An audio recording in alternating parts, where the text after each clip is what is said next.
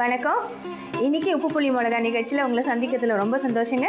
இன்னைக்கு நான் பண்ண போகிற ஒரு டிஷ் ஒரு மவுத் வாட்டரிங் டிஷ்னே சொல்லலாம். சில பேருக்கு இதை சொன்ன உடனே அப்படியே வாயில் ஜலம் வந்துடும் சொல்லுவாங்க. இது வந்து பச்சை வேர்க்கடலை நெத்திலி கருவாடு குழம்பு. இன்னும் ஒரு வித்தியாசமான காம்பினேஷனுங்க. டேஸ்ட்டும் அப்படிதாங்க இருக்கும். இது எப்படி செய்யறதுன்னு பார்க்கலாம். ஆனால் அதுக்கு முன்னாடி என்னென்ன பொருள் வேணும்னு பார்த்துடலாம். நெத்திலி கருவாடு, பச்சை வேர்க்கடலை, எண்ணெய், கடுகு, கருவேப்பிலை, வெங்காயம், தக்காளி, பூண்டு, உப்பு, புளிக்கரைச்சல், மஞ்சத்தூள், மிளகாய்த்தூள். தேவையான பொருட்கள்லாம் பார்த்தாச்சு. இப்போது அதை எப்படி செய்கிறதுன்னு பார்க்கலாம். புளியை வந்து நான் கரைச்சி வச்சுருக்கேன். இந்த புளி கரைச்சலில் நம்ம வந்து மஞ்சப்பொடி, மிளகாப்பொடி, உப்பு இது மூணும் கொஞ்சம் சேர்த்துற போகிறோம்.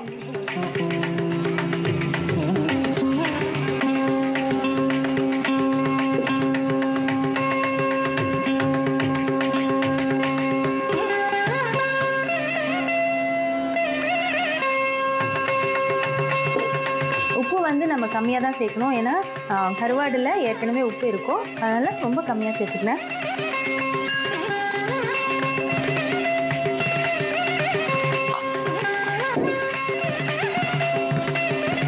நல்லா கலந்து வச்சுக்கிறேன்.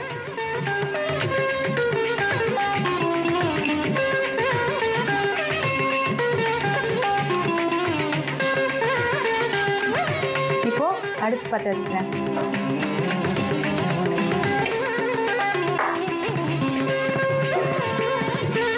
தேவையான அளவு எண்ணெய்,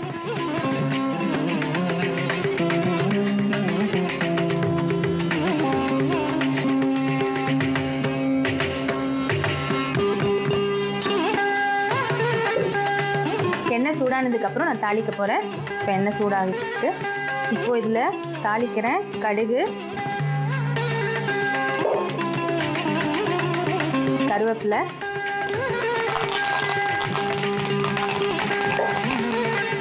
பூண்டை வந்து நம்ம 1-2 தட்டி வச்சுருக்கேன், அதை போட்டுக்கிறேன்.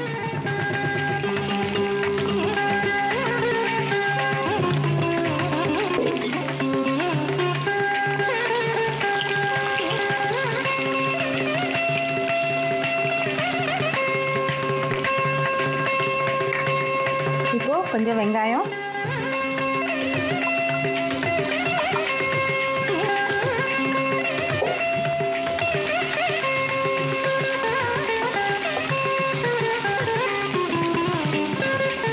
வெங்காயம் கொஞ்சம் வதங்கட்டும்.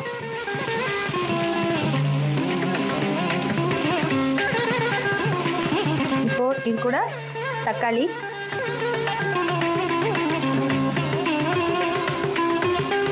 நம்ம புளி கரைசல் சேர்க்கறதுனால தக்காளி ரொம்ப போடணும்னு அவசியம் இல்லை.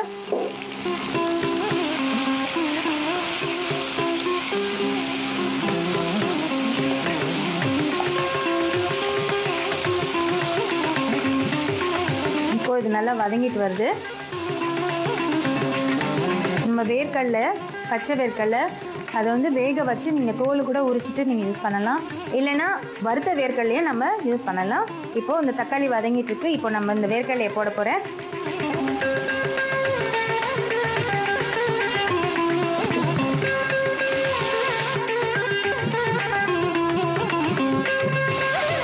இப்போது இந்த நெத்திலி கருவாடை நான் வெந்நீரில் போட்டு நல்லா கழுவி எடுத்து வச்சுருக்கேன். இப்போ இதையும் இதோட சேர்த்துட்றேன்.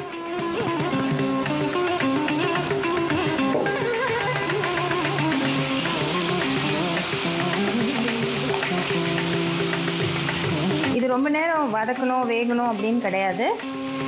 இது போட்டதுக்கப்புறம் நான் இப்போ புளி கரைச்சலில் கரைச்சி வச்சுருக்கேன் இல்லையா, மிளகாத்தூள், மஞ்சத்தூள்னு, இதை நம்ம இப்போ இதில் ஊற்றிட்டு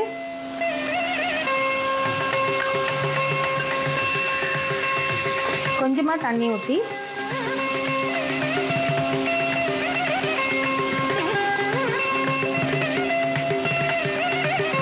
இது ஒரு 5 நிமிஷம் கொதிச்சா போதும். மூடி போட்டு இப்படி கொதிக்க விட்டுருங்க. கொஞ்ச நேரத்தில் இந்த குழம்பு ரெடி ஆகிடும். குழம்பு நல்லா கொதிச்சுட்டு வருதுங்க. நல்ல வாசனையாகவும் இருக்குது.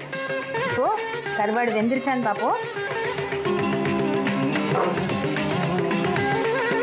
நல்லா வெந்துருச்சுங்க. இப்போ இதை இறக்கிடலாம். அடுப்பு ஆஃப் பண்ணிடுறேன். இப்போ இதை சர்வ் பண்ணிடுறேன்.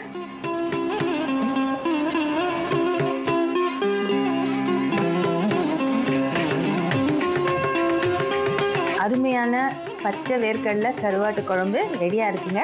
இது எப்படி செய்கிறதுன்னு ஒரு சின்ன ரீகேப். புளி கரைச்சலில் கொஞ்சம் மஞ்சள் பொடி, மிளகாப்பொடி, உப்பு இதையெல்லாம் சேர்த்து கரைச்சி தனியாக எடுத்து வச்சுக்கோங்க. அடுப்பு பற்ற வைங்க. கடாய் வைங்க. கடாயில் எண்ணெய் ஊற்றுங்க. எண்ணெய் சூடானதும் கடுகு, கருவேப்பிலை போட்டு தாளிங்க. அதுக்கப்புறம் 1-2 தட்டி வச்சுருக்கிற பூண்டையும் போட்டு நல்லா வதக்குங்க. அதுக்கப்புறம் வெங்காயம் சேர்த்து வதக்குங்க.